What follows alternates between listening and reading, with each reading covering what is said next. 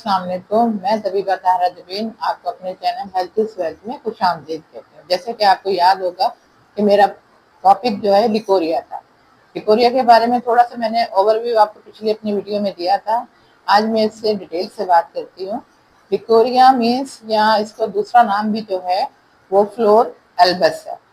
Floor का मतलब है बहाव, एल्बस वाइट, यानी कि सफेद रंग की रतूबत, लेसदार रतूबत जो आपके वजाइना से निकलती है उसको लिकोरिया कहा जाता है। ठीक है, और ये जो है नुकसानदेह नहीं होती, ये नॉर्मली होती है। अब इसके हम टाइप्स पे बात कर लेते हैं कि कितनी इसकी इकसाम होती हैं। दो इकसाम होती है इसकी, फिजियोलॉजिकल और पैथोलॉजिकल।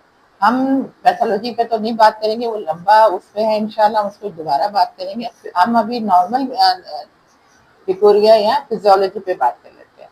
नॉर्मल लिकोरिया जो है वो आपके वजाइना की सेहत के लिए बहुत ज़रूरी होता है।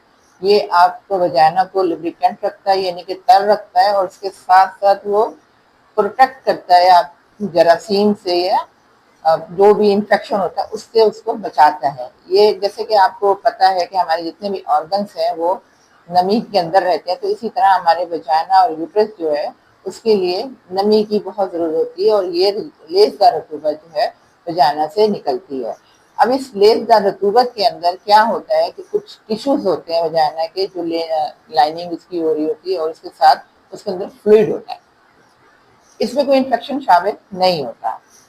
अमूमन ये जो है बलूगत के वक्त होता है, जब लड़कियां 8-9 साल की लड़कियां होती हैं। आप लोगों ने नोट किया होगा कि उसमें बहुत से वाइट कलर का डिस्चार्ज हो रहा होता है, कभी ज्यादा होता है कभी कम होता है। बलूगत के वक्त भी चूंकि एस्ट्रोजन हार्मोन्स की जो है वो तब्दीली हो रही होती है। तब्दीली से मुराद ये कि उसमें ज्यादती हो रही होती है, क्योंकि वो आपके जो है ऑर्गन्स को ग्रोथ हो रही होती है, इस वजह से उनके हार्मोन्स की ज्यादती हो रही होती है। उसमें भी होता है, बलूगत में भी होता है। फिर पीरियड से पहले पहले भी जब पीरियड्स आने वाले होते हैं उस वक्त भी अब ये होता है, उसके बाद पीरियड्स के बाद भी होता है। फिर जैसे कि मैंने आपको पहले बताया था, ओवुलेशन के टाइम पे भी ये होता है, यानी कि जब आपका मेंसेस का 14वां दिन होता है उसमें भी ये आता है।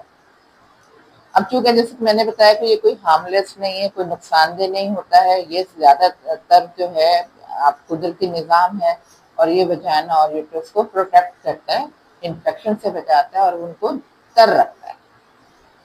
इसी तरह आपने नोट किया होगा कि बहुत सी बच्चियां, नवजायदा बच्चियां होती हैं जो अभी बच्चियां पैदा हुई होती हैं, उनके वल्वा के ऊपर आपने देखा होगा कि वाइट वाइट कलर का थोड़ा सा डिस्चार्ज होता है, बल्कि बात होता है 1 हफ्ते तक वो डिस्चार्ज आ रहा होता है।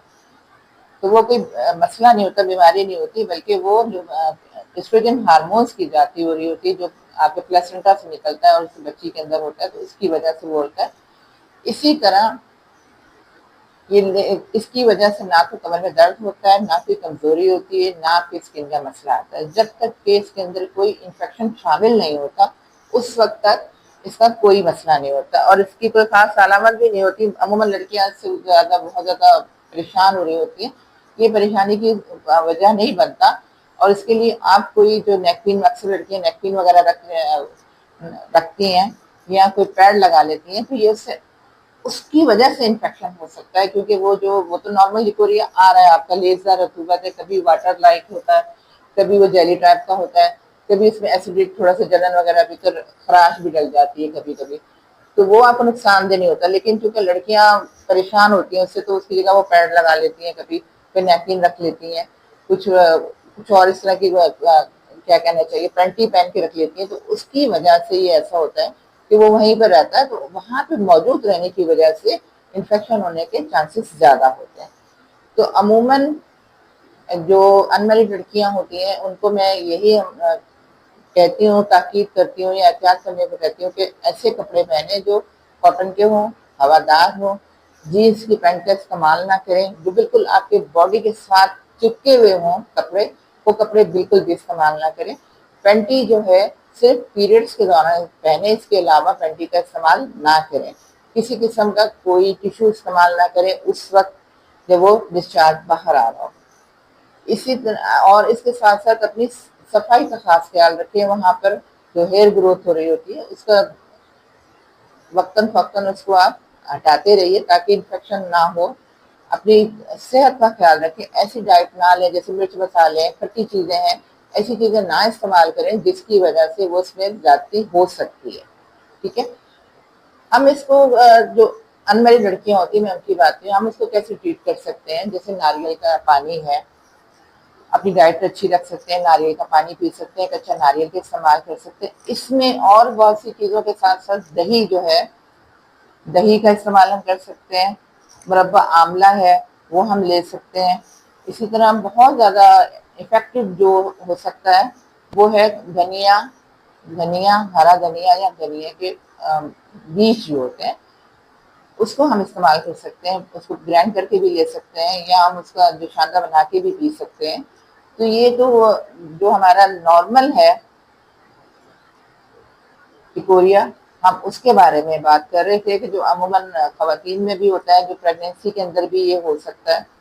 प्रेगनेंसी में शुरू में जब अगर आपको दिन चढ़ते हैं और उसमें वाटर लाइक और थोड़ा सा थिक डिस्चार्ज होता है तो ये साइन होती है कि ये प्रेगनेंसी है। वो बाकी तो आप टेस्ट वेस्ट कर सकते हैं तो उससे पता चल जाता है।